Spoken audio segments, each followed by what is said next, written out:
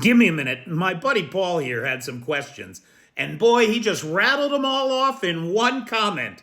So let's try to answer some of these because they're legitimate questions.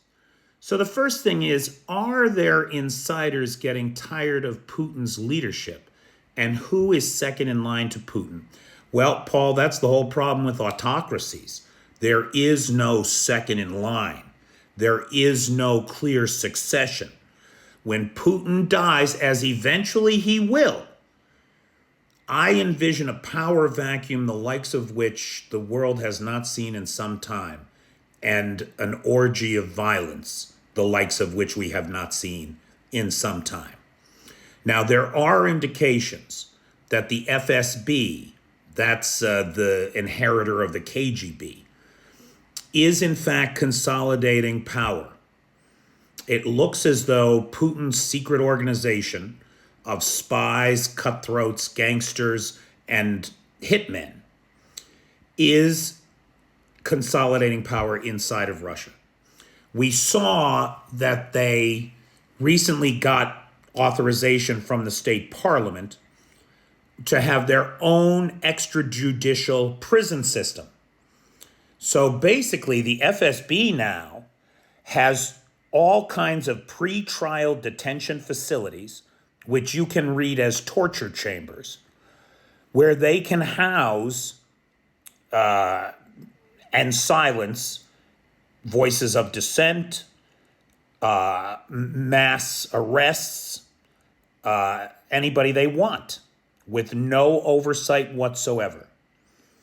And it does appear that the first people that are falling victim to this are the associates of former Defense Minister Shoigu, who was ousted last year and moved over to the National Security Council and remains a top advisor to Putin, but everyone under him is in a lot of trouble. They're all getting scapegoated, is what it is. Now, look, every one of these guys is a criminal. And what we have is a criminal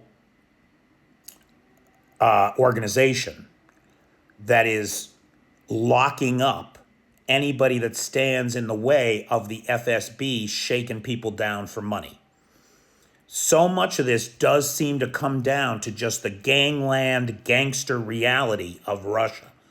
The FSB has had free rein to shake down anybody in Russia that they wanted. But as the economy continues to contract and even collapse, there are fewer sources of income.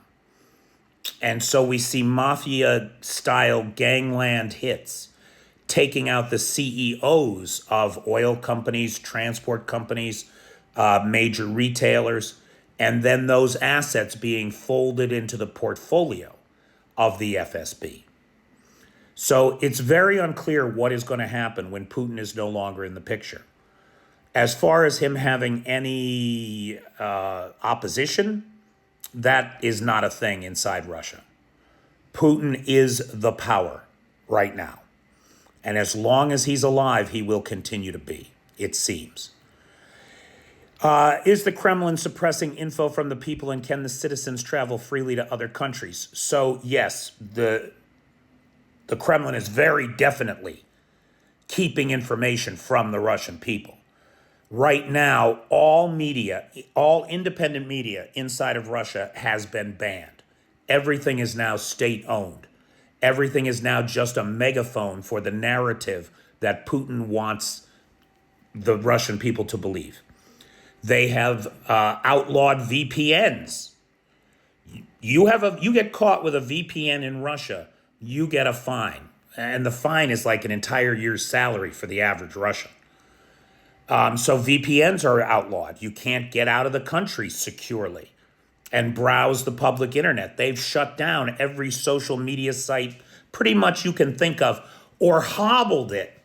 So, for example, TikTok inside Russia, as I understand it, from friends here in Ukraine who have talked to people inside Russia, you can't get a video on TikTok that's less than a year old. So you don't know what's going on now. You only know what was going on a year ago. That's the kind of thing that they're doing. Now, further to that, to suppress people from sharing videos and pictures of strikes inside Russia, they're regularly shutting off the internet in places, just closing it down. They call them digital lockdowns. And they shut down the cell towers, they shut down the internet service providers so that people cannot communicate or let others know what's happening. And then as far as travel outside of Russia goes, the visa programs that were in place for the Russians before the war are still in place for most places. So if the Russians want to go to Sri Lanka, they want to go to Thailand, they want to go to Kazakhstan, all they have to do is apply for a visa, and if you're not a person the government wants to keep in the country, you'll get it. The only thing is, a lot of foreign countries are losing patience with these Russians who fled the war and now have been in their country for 3 years and are bringing all their Russian-ness with them.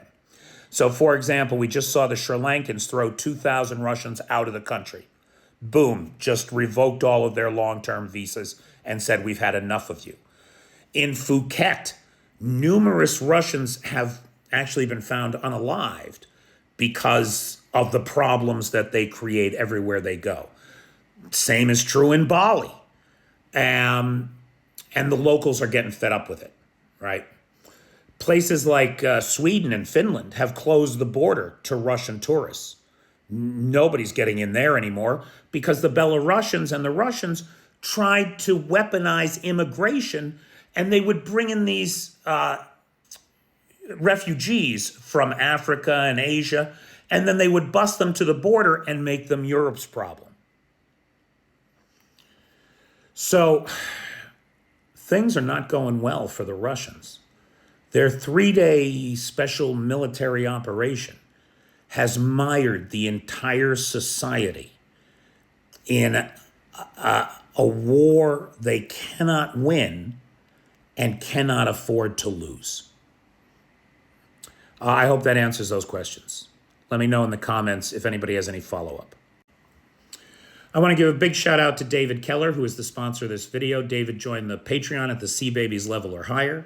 And so every month I thank him publicly because, David, as you well know, I could not do this without you and the rest of the Patreon folks. Thanks so much, man.